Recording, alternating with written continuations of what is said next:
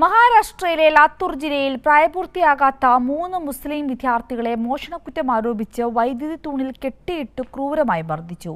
സംഭവം ചിത്രീകരിച്ച വീഡിയോ സമൂഹമാധ്യമങ്ങളിൽ വൈറലായതോടെ പോലീസ് നടപടിയെടുക്കാത്തതിനെതിരെയും വ്യാപക പ്രതിഷേധമാണ് ഉയരുന്നത്.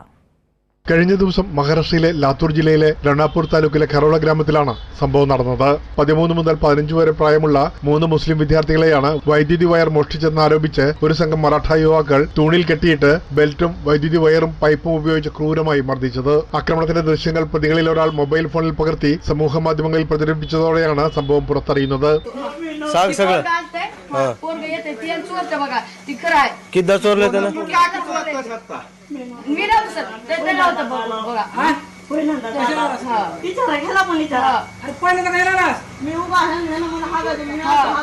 മക്കളെ തൂണിൽ കെട്ടിയിട്ട് മർദ്ദിക്കുന്നുവെന്ന വിവരം ലഭിച്ചതിനെ തുടർന്ന് രക്ഷിതാക്കൾ സ്ഥലത്തെത്തിയെങ്കിലും കുട്ടികൾക്ക് ഗുരുതര മർദ്ദനമേറ്റതായി അവർ ആരോപിച്ചു. സംഭവത്തിൽ ആദ്യം ആക്രമണത്തിനിരയായ വിദ്യാർത്ഥികൾക്കെതിരെയാണ് പോലീസ് മോഷണക്കേസ് രജിസ്റ്റർ ചെയ്തത്. എന്നാൽ വീഡിയോ പുറത്തുവന്നതോടെ ജനരോഷം ശക്തമായി. തുടർന്ന് ആക്രമണത്തിൽ പങ്കെടുത്തവർക്കെതിരെയും പോലീസ് കേസെടുത്തു.